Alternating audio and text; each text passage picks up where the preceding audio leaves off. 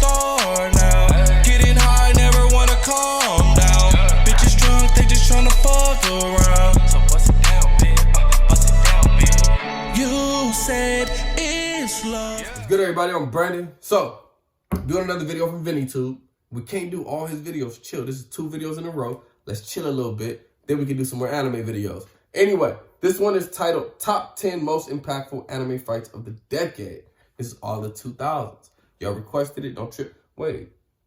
Of the decade. Nigga, a decade only 10 years. All the 2000s, that's 20 years, bro. What are you talking about? Unless I'm tripping. A decade. Is a decade 100 years? No. A decade is 10 years. A century is 100 years.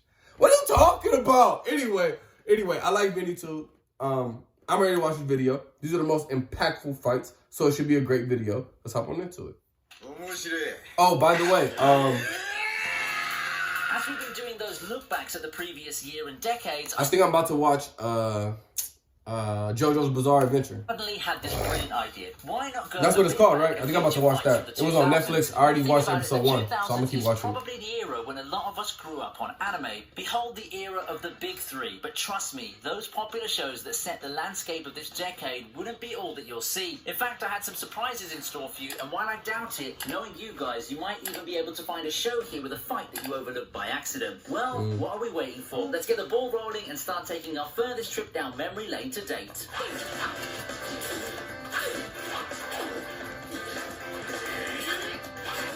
This fight looked fire! Sheesh. True to its artsy and unique form, Samurai Champloo brings us the first among the top fights of the 2000s. Here's Mugen and Jin battle Karya, the so-called Hand of God. This fight shows much of Samurai Champloo's appeal. The artistic shots are there and the simple fluid sequencing of attacks is there too. I really like how non-Mugen sword fights in Samurai Champloo pretty much go against the typical shonen style of deadlocks and clashes of power. Instead, the fights are fast, fluid, and place emphasis on dodging and moving according to pre-planned moves. Yeah, I like this. It's just the perfect type of opponent to set the 2 main characters on and to establish the overall power level in the series. The 2 of them got their asses handed to them by the sheer genius and style of their opponent. Bleach.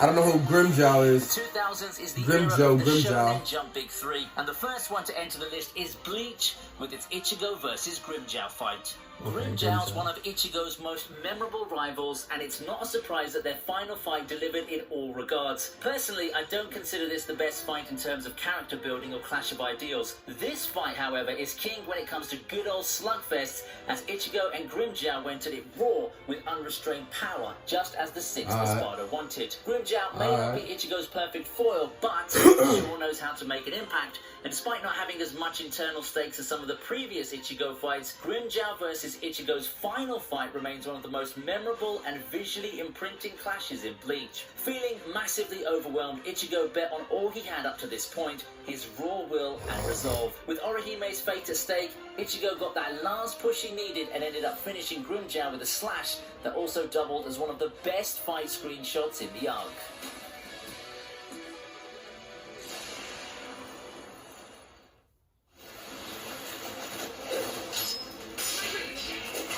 Guardian of the Spirit. Now here's a show that's rather niche compared to what we've taken a look at so far. 2007's Moribito does start off with a bang, with a great fight coming in as early as the 3rd episode. Balzar shows off how much of a badass female lead she is by taking on several hunters at once. Yeah, she a fucking beast! Doesn't seem to phase the seasoned Warrior 1 bit as she comes out right on top. Although, I've got to say, is that even really that surprising? Looking at the clip, you wouldn't expect Moribito to be a 2007 show, given how great the fighting looked. Fight choreography and the animation are all ahead of their time in this series. If you think that the fight looks great, then you might want to watch the rest of the series. Oh, fuck! It's an intriguing story. Moribito is a gem that deserves more appreciation. Ooh.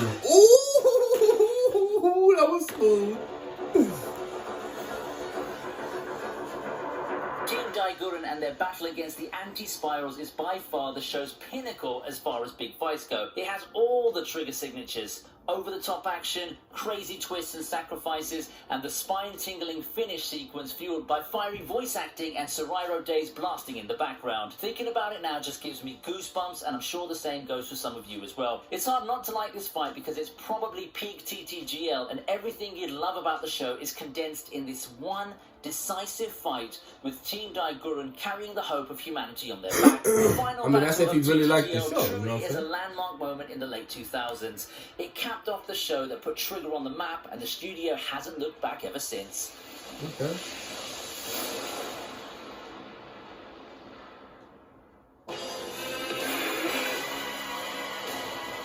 I didn't know Hunter x Hunter came out in 1999. Hunter x Hunter had an anime Oh, way Hunter x back, Hunter. and it's from there where we'll be taking a look at the next Yeah, I fight didn't on the know that. list. Kurapika versus Uvogin. The brute of the Phantom Troop, the unstoppable Uvogin, takes on Kurapika in this fight that showcases why fights in Hunter x Hunter are so fun and unpredictable. I don't blame fans for taking him for granted because he was defeated so early, but when you look at a guy in a vacuum, he's just overwhelming. That in turn makes him the perfect opponent to put over and build hype for Kurapika's abilities, as the giant brute of a man gets absolutely destroyed by Kurapika. Through clever manipulations and unpredictability, Kurapika was able to snowball his advantage in the fight and easily win, even healing through Uvogin's attack. To his credit, Uvogin was never the dumb muscle that his boisterous behavior and loud mouth make him seem to be, but he does find himself outmatched here. The icing on the cake is the reveal of how Kurapika's abilities counter his enhancer ability. The battle's been decided, and even Uvogin himself knows it.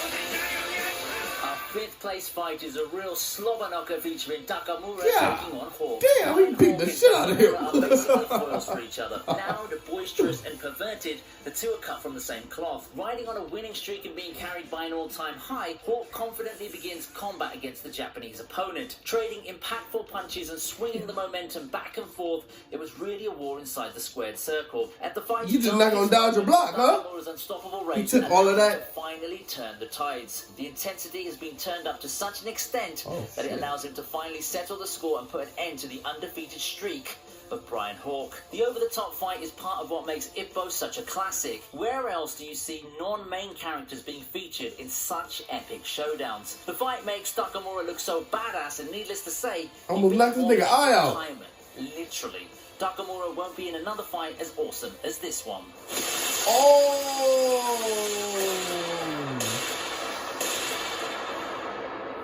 Hey, that was low-key hard as fuck.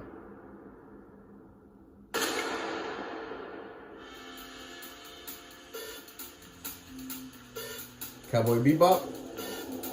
Hey, this nigga smooth to me. He just smooth. He just looks smooth, To write nigga. something about the 2000s Tell me you without don't. at least mentioning Cowboy Beating his Bebop, ass, one of the too. landmark shows of that decade. Now, for this Ooh-wee. entry, however, we go past beyond the much-loved series and take a look at a movie. The battle between Spike and Vincent. This shit is Who doesn't love a fire. good office fight to end an amazing anime movie? The two fighters, after numerous confrontations, find themselves in for one decisive face-off, He is- and they simply put out one of the best unarmed combat sequences Ooh, in anime. The shit. action's fast and furious. It and the fights is. build all over the place. After numerous setbacks, This Spike shit is finally fire. gets the upper hand in what's been a touch-and-go battle. As an aside, I also like how the whole fight simply demonstrates Spike's endurance concurrently with his vulnerabilities. Despite Ooh. being the ace bounty hunter, Spike seems to be fighting an uphill This is underdog tight. battle here, but you just don't notice that because of the cool sequences.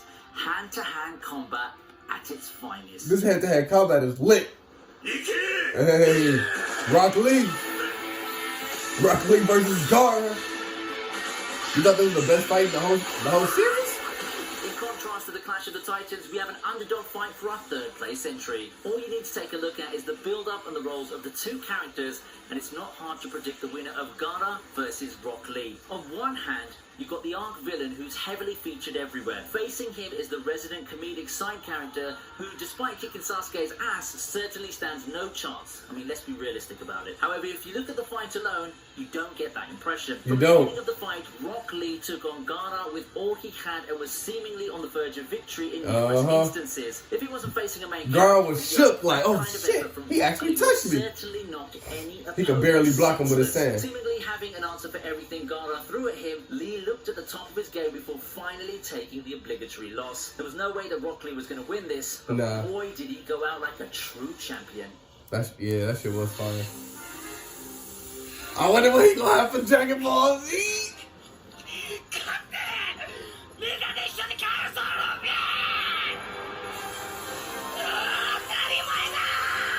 Over the years, One Piece has given us a lot of cool and emotional fights. As one of the biggest shonen series out there, it's bound to have several fights that are contenders to make this list. Now, why did I choose Luffy's fight versus Lucci specifically? In addition to the emotional context and the weight of the fight, I'd say that the battle against Lucci is one of Luffy's fights that is all about his raw power. For a lot of fights, Luffy receives help in true shonen fashion, whether it be surviving Crocodile's initial assaults through luck or Law helping out against Doflamingo and others. However, this battle against Lucci's a good old physical brawl that, barring some motivations from Usopp, basically is a battle that Luffy won through effort. Not a lot of plot-related devices going on around to help Luffy secure the win, and we're treated to a nice little slugfest that features the two combatants answering each other with blazingly hard punches and physical feats.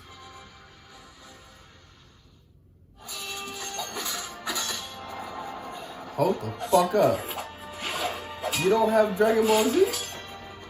Dragon Ball Z not part of the big three? The big three is One Piece, Naruto, and what was the other one?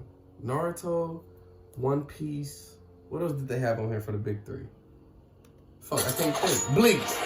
Bleach, Naruto, and One Piece are the big three? Not Dragon Ball Z? Stranger before. In fact, you might want to check out too, but I guess that's just a testament as to how awesome this climactic battle is. Throughout the movie, we've been treated to scenes of Luo Lang's feats, and the hype for the climactic battle's over the roof. All this time, we were made to wonder what Nanashi could possibly do to defeat his opponent, who's been shown to have the strength of an entire army, and trust me, that's no exaggeration. The fight at the altar is probably one of the best pieces of anime cinematography, not just in the decade, but in anime history. This is fire. They over here slipping because of snow, and snow is ice. And that's all thanks to the animation, the acting, and the soundtrack backing up the classic bout. If you have to pick an anime fight to represent peak anime battles in the 2000s, this one has got to be. He caught that nigga sword? His candidates.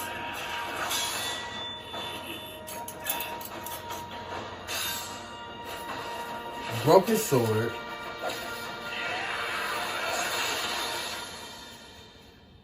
Alright, great video. Thank y'all so much for requesting it. VinnyTube, great compilation like always, man. You're really good at putting together these anime fights, and I like how you narrate it, bro. Yeah, I think I'm gonna watch, like I told y'all, JoJo's Bizarre Adventure. I looked at episode 1 last night, so I think that's the anime I'm going to continue to watch. So we'll see, It's already on Netflix. It's English dub, you know what I'm saying? So I'm about to watch that. Anyway, great video. Let me know what y'all thought down in the comments. Don't forget to like, comment, subscribe. See y'all next time.